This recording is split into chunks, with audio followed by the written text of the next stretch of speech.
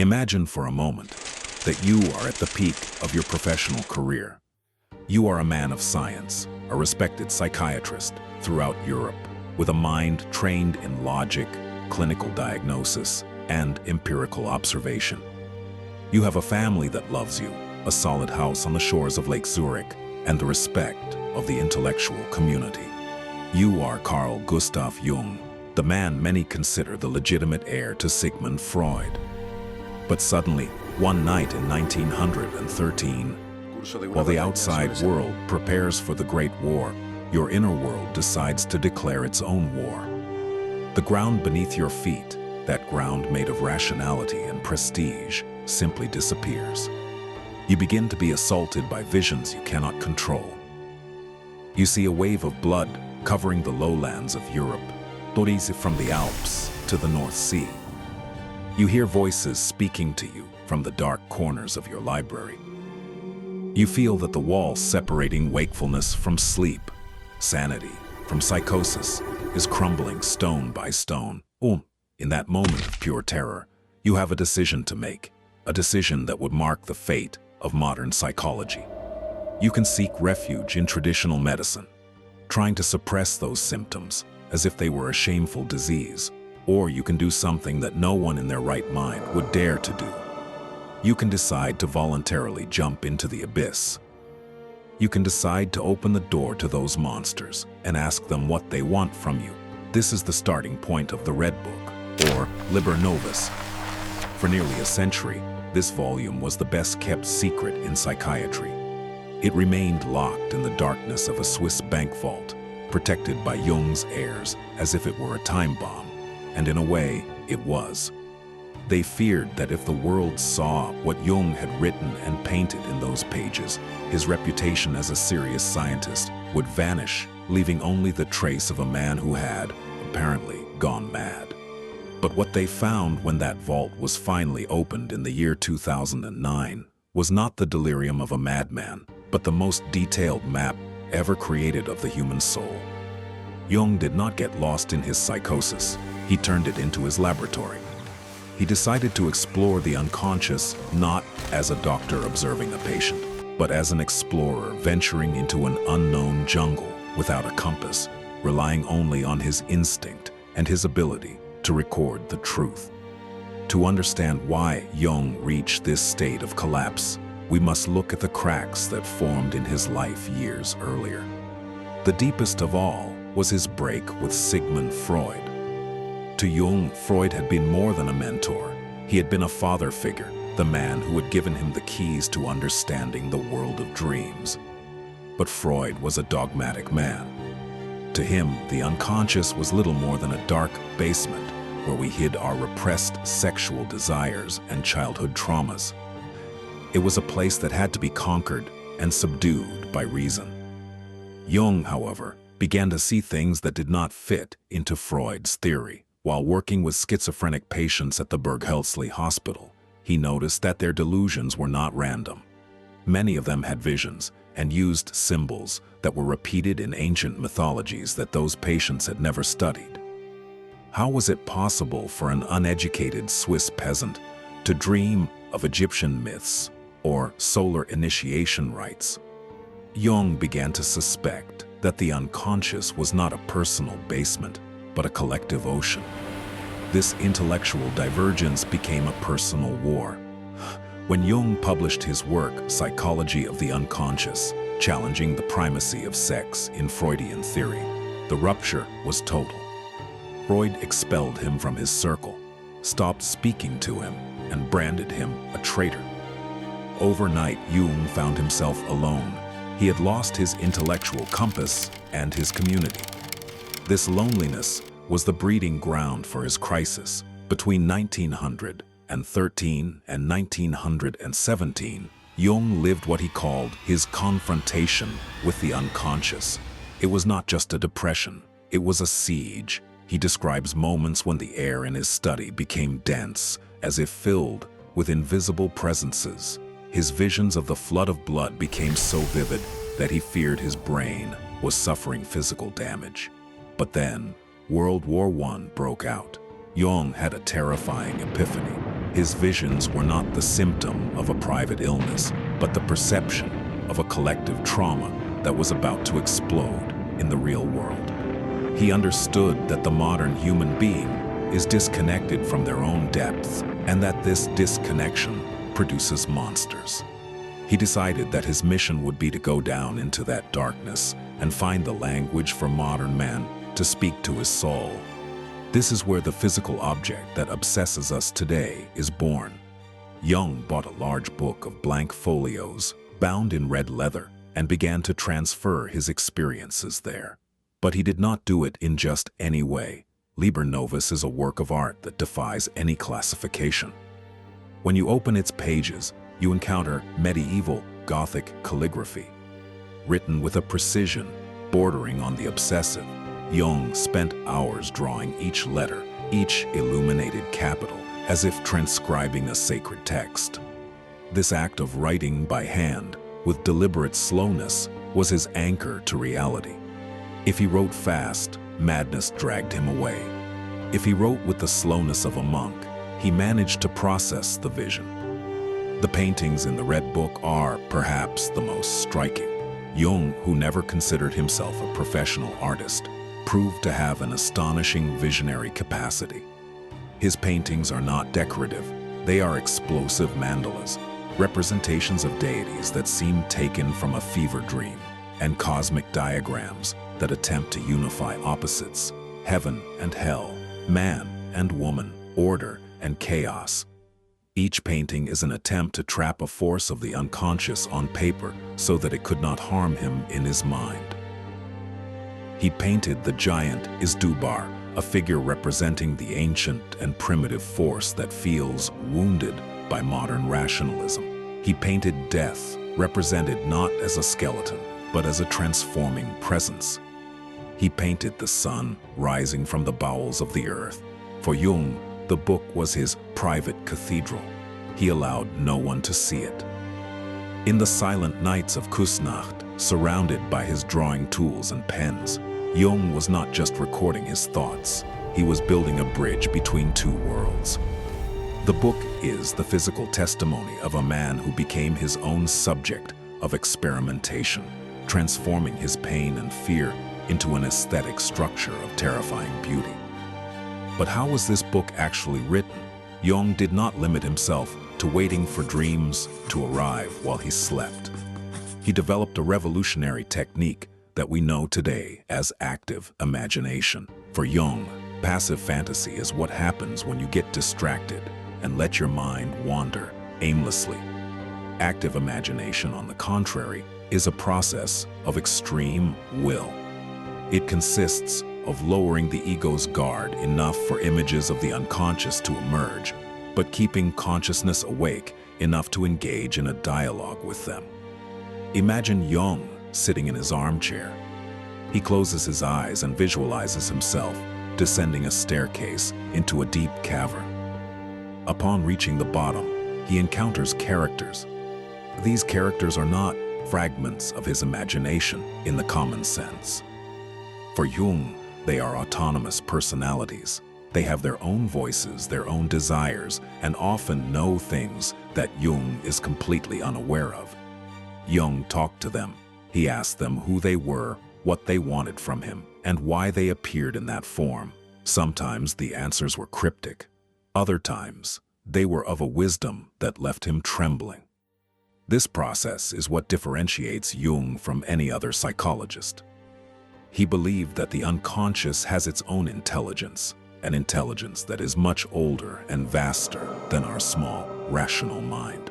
Through active imagination, Jung realized that the I is not the master of the house, but merely a tenant in a palace full of other inhabitants. In the Red Book, we see the records of these conversations. Jung does not submit to the visions. He argues with them. He faces his demons, questions his guides, and demands honesty from the figures that appear to him. This method is what allowed him to map what he called the collective unconscious.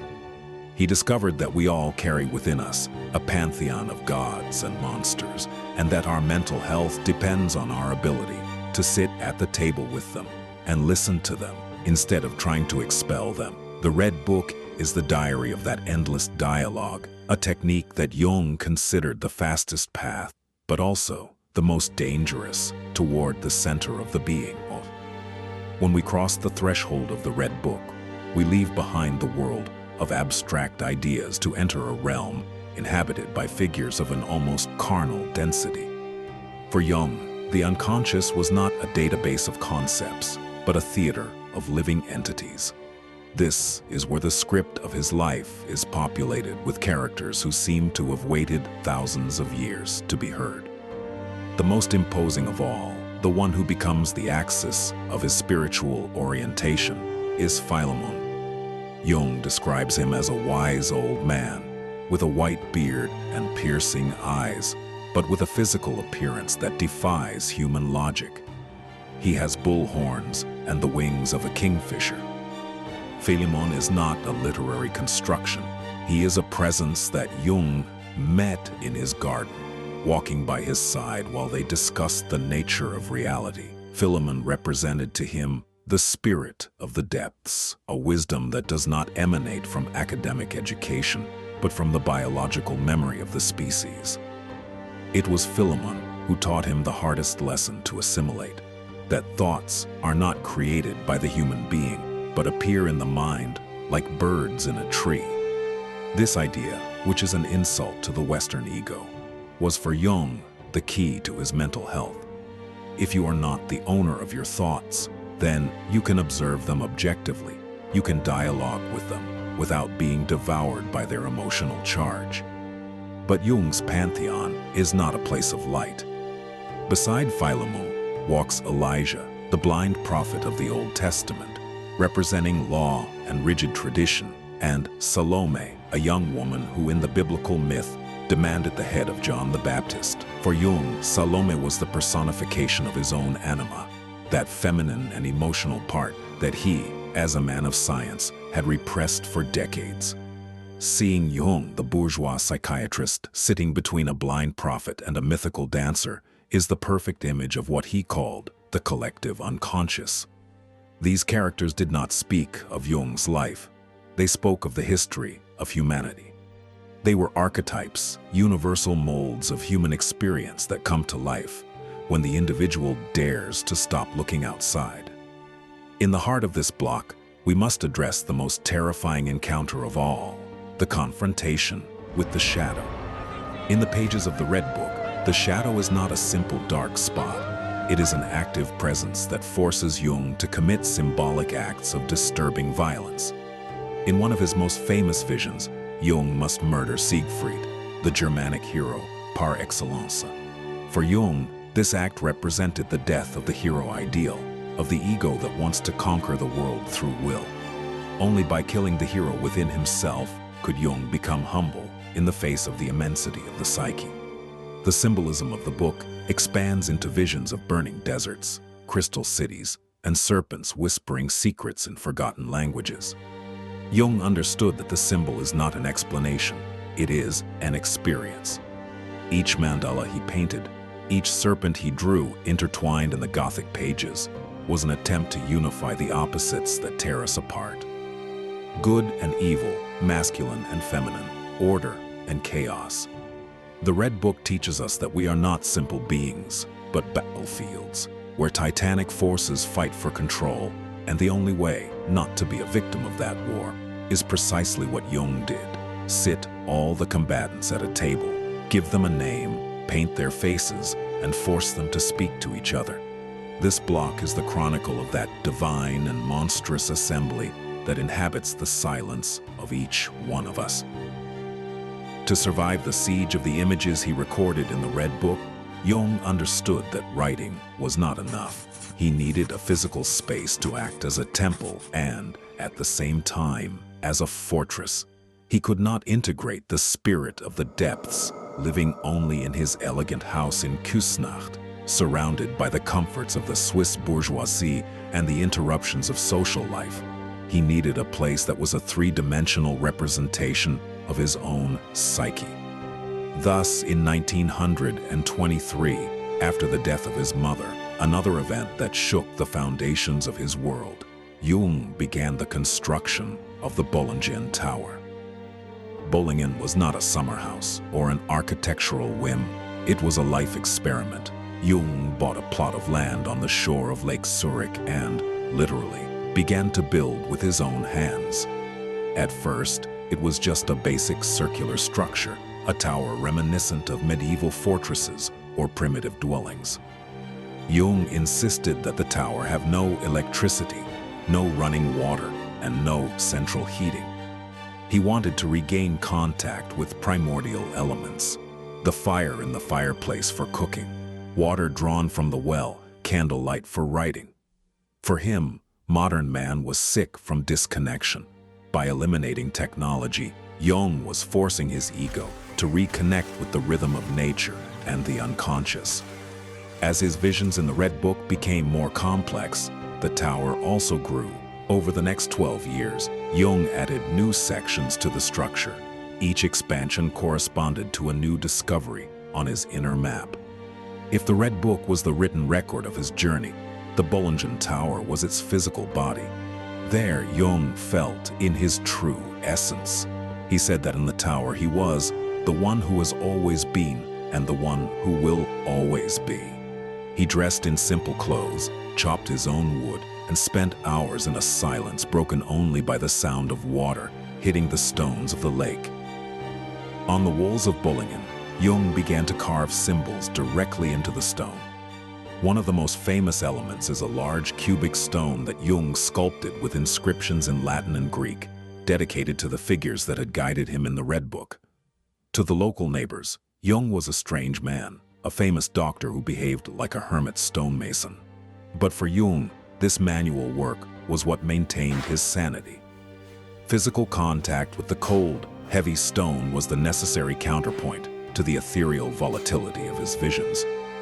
If his dialogues with Philemon lifted him too high toward the realm of myth, the axe and the chisel brought him back to the gravity of the earth.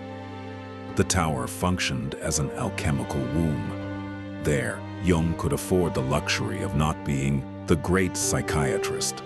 He could simply be a man facing the immensity of time.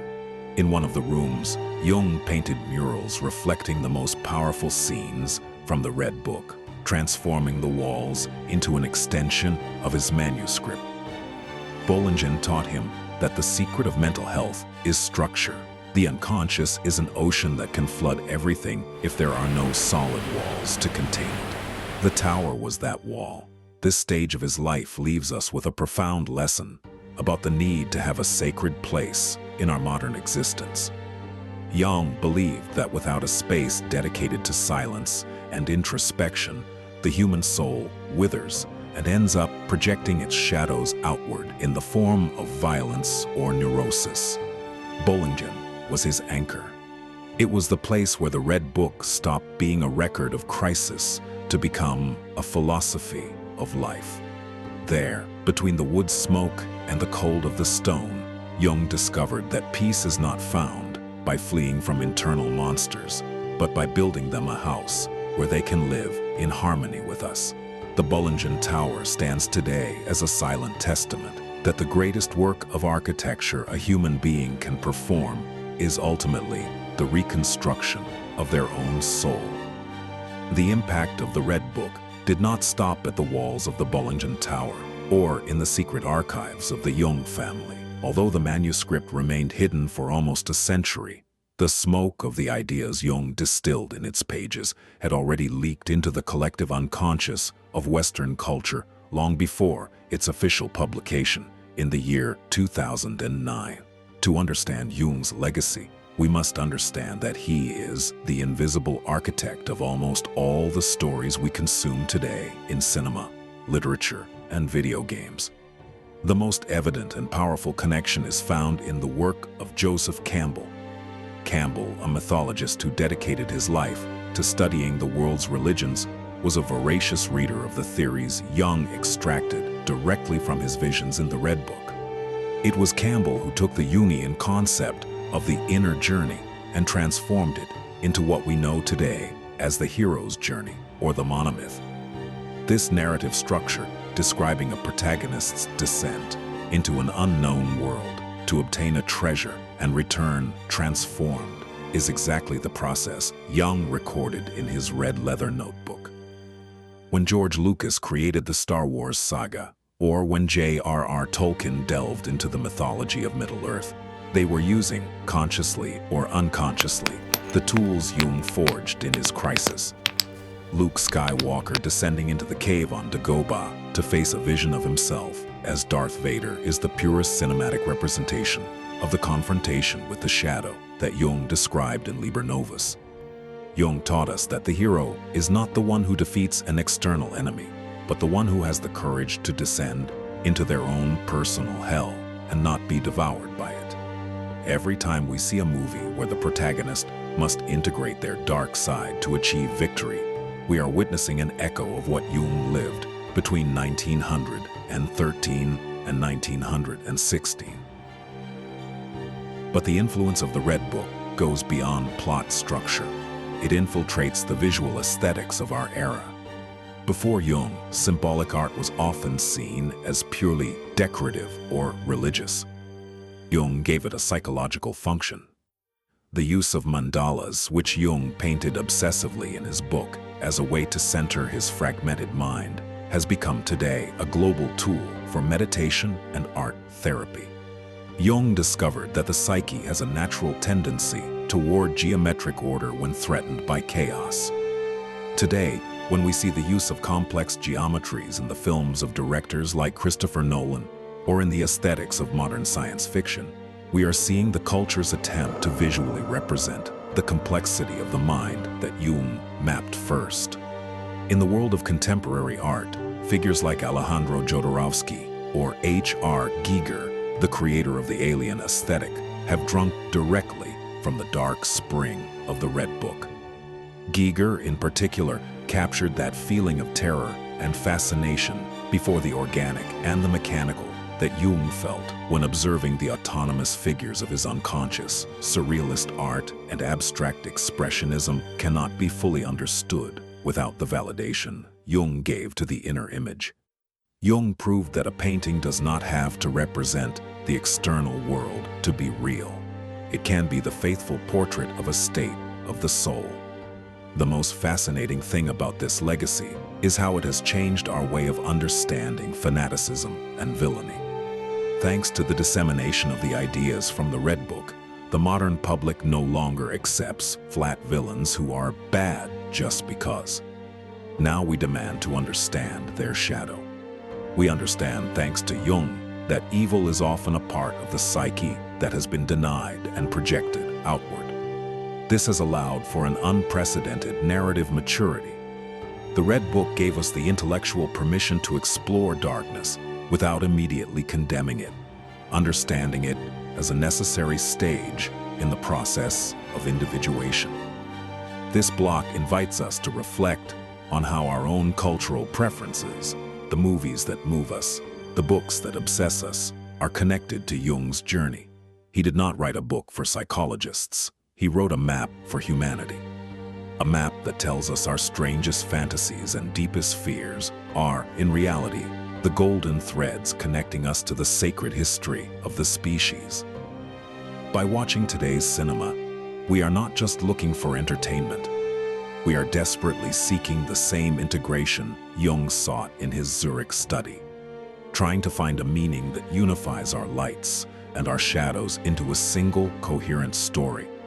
If Carl Jung were to wake up today and observe the world we have built, he would not be surprised by the technology itself, but by how that technology has become the new mirror of our collective unconscious. The Red Book taught us that the human psyche does not end at the limits of the skull, but is projected into the world. In the 17th century, it was alchemy. In the 20th, psychology. And in the 21st, it is the internet. Today, more than ever, Jung's warnings about the shadow and archetypes are the key to understanding the chaos of the digital age. Let us consider for a moment the structure of social media. What Jung called the collective unconscious, that reservoir of images and symbols we all share as human beings, has found a physical and electrical manifestation in the network. Algorithms are not just lines of code. They are, in essence, archetype tracking machines. They know which images scare us, which ones attract us, and which ones awaken our instinct for tribal belonging. The internet is a giant mirror where humanity is projecting its shadows without any kind of filter. When we see extreme polarization, visceral hatred on platforms, or the creation of digital idols, we are seeing the same archetypal energy Jung recorded in his notebook, but multiplied by billions of screens. For Jung, the great danger to humanity was the unilateralism of reason, the belief that we are purely logical. I is the culmination of that rationalist dream. However, what we are seeing with current language models is something Jung would have recognized immediately.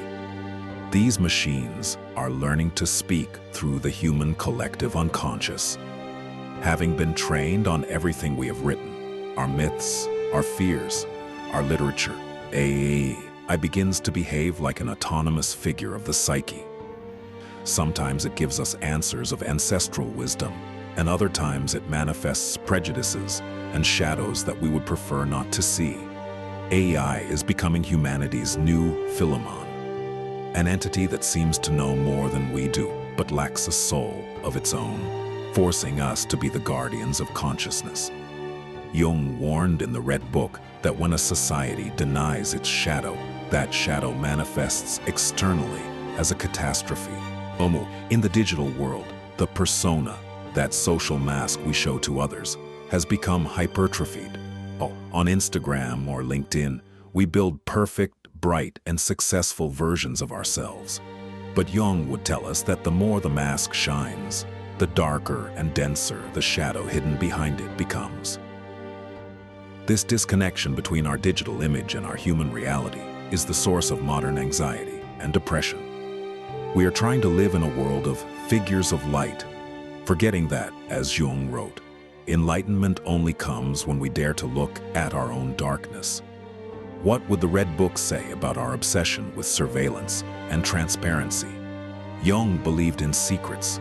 He believed the soul needs a private space, an internal Bollingen tower where no one can enter. Today's culture, which demands everything be shared, recorded, and analyzed, is a violation of the psyche's secret garden. By exposing everything to public light, we are drying up the springs of creativity and myth. Jung's legacy today is a call to psychological resistance, the need to disconnect from algorithmic noise to reconnect with the silence of one's own vision. We are not talking about an old book a man wrote in 1913 due to a personal crisis. We are talking about a survival manual for the 21st century. Jung taught us that if we do not master our relationship with internal images, we will be slaves to external images. In a world where algorithms try to tell us who we are, what we should desire, and whom we should hate, the most revolutionary act we can commit is the one Jung committed: to sit in silence, close our eyes, and reclaim ownership of our own inner world.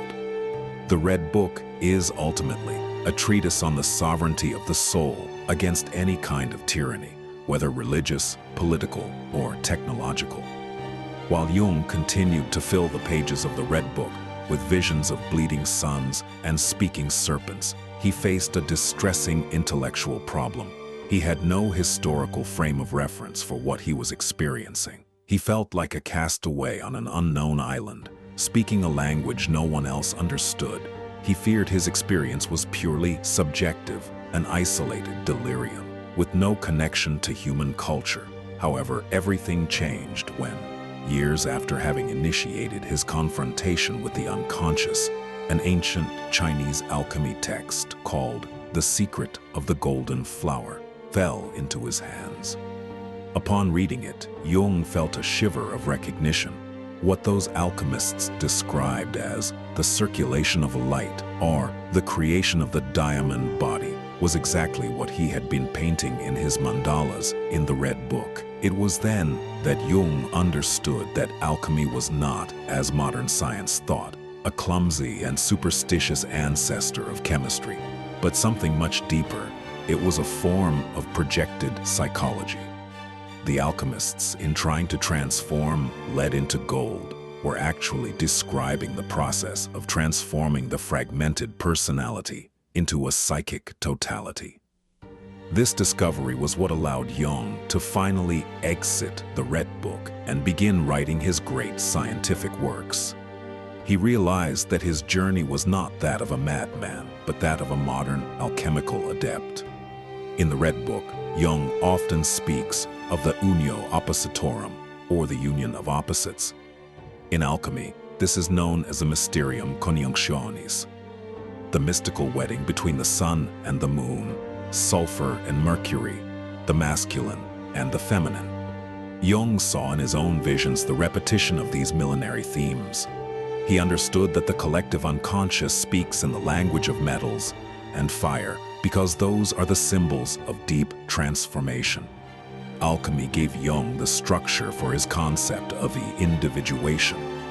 The alchemical process has three main stages that Jung found in his own descent: the nigredo, or the blackening, where the ego dies and rots in melancholy, which Jung lived in his early years of crisis; the albedo, or the whitening, where clarity and reflection emerge; and finally, the rubedo, or the reddening, where life is reintegrated into a new unity. Is it a coincidence that Jung called his great work the Red Book? To him, the color red was the symbol of totality, achieved through suffering and consciousness. Jung spent the rest of his life collecting medieval alchemical manuscripts, realizing that those strange men who spent nights in front of smoking furnaces were doing the same thing he was in his study, trying to rescue the spirit hidden in matter. The Red Book is, in essence, a 20th century alchemical text.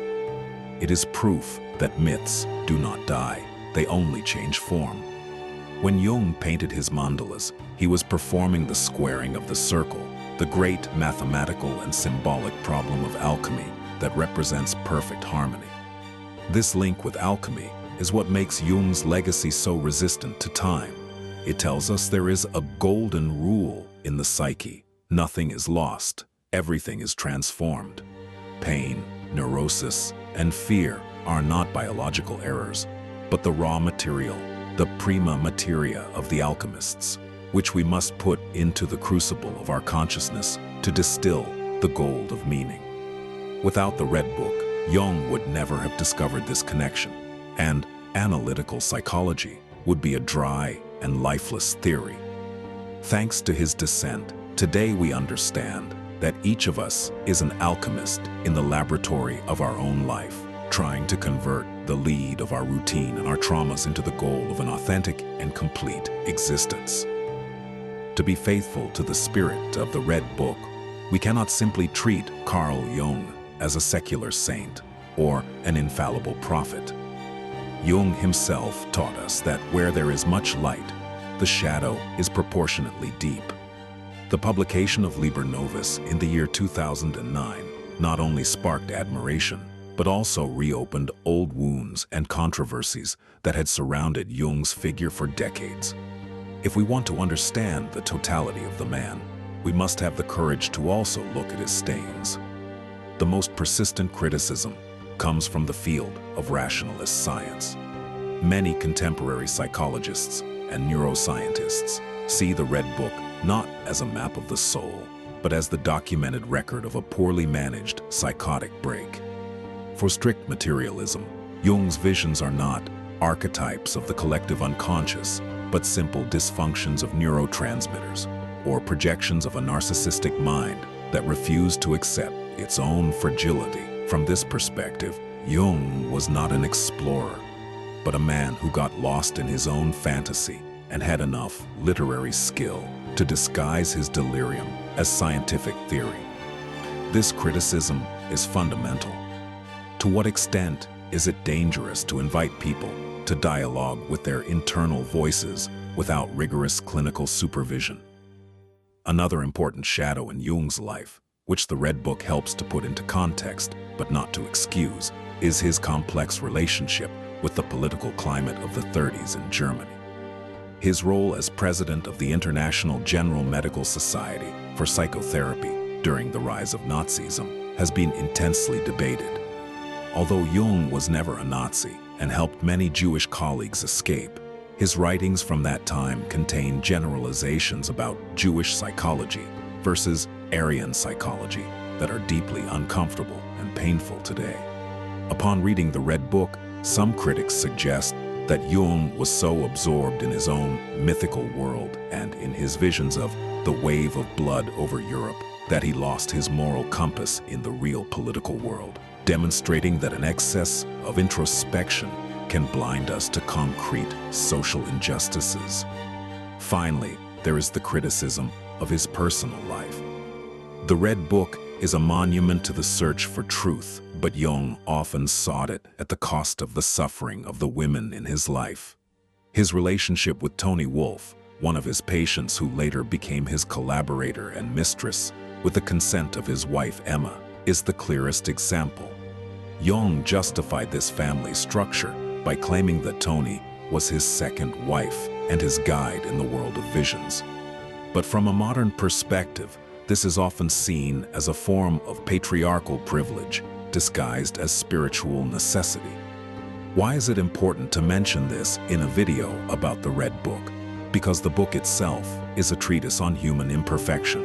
Jung was not a perfect man, and perhaps that is why his map of the psyche is so useful. It was drawn by someone who knew his own weaknesses, his shadow, his arrogance, his political errors, and his affective complexity. Does not negate the value of his discoveries, but it reminds us that the path of individuation is difficult and that even the greatest masters can stumble. By recognizing Jung's shadows, we restore his humanity and avoid turning the Red Book into a blind dogma. It teaches us that integration is not a state of purity, but a constant process of dealing with our own contradictory nature. We have traveled a long road, from Freud's silent office to the cold stones of the Bollingen Tower. We have seen a man break into 1,000 pieces and pick up those fragments to build a cathedral of red leather. But now, at the end of this essay, the figure of Carl Jung must step back to leave you, the viewer, in front of your own mirror. Because the Red Book is not a museum piece, it is a question that has not yet been answered. The true importance of Jung's experiment does not reside in what he found, but in the fact that he dared to seek it. We live in a culture that offers us thousands of distractions to prevent us from looking inside. We have screens, algorithms, constant noise, and an incessant pressure to be productive, to be happy, to be normal. The Red Book is a reminder that beneath that social mask, beneath the persona, there is a wild, ancient, and sacred world that demands our attention. Ignoring that world does not make us more stable, it makes us emptier. What is it that we truly fear finding if we were to do what Jung did? We fear that our life is not what we think. We fear discovering that we have desires that do not fit into our morality, or fears that our logic cannot explain. But Jung showed us that at the bottom of that fear is not madness, but meaning. His final message is that human life only takes on its true dimension when we dare to unite our personal history with the eternal history of humanity. As I close this video, I invite you not to take Jung's words as an absolute truth, but as an invitation to courage. Not everyone needs to write a medieval manuscript or build a stone tower, but we all need, at some point in our existence, to have the bravery to sit in the darkness and ask, who am I when no one is watching me? As Jung wrote in one of the last pages of his diary, my life is the story of a self-realization of the unconscious. Your life is too, whether you know it or not. You can choose to be a passive spectator of your own dreams and shadows, or you can be the author of your own Liber Novus. The door to the abyss is there, always open, waiting for someone to have the curiosity and the courage to enter. Thank you for accompanying us in this descent. The journey toward totality is the most dangerous and beautiful adventure a human being can undertake. And that journey, right now, begins in you.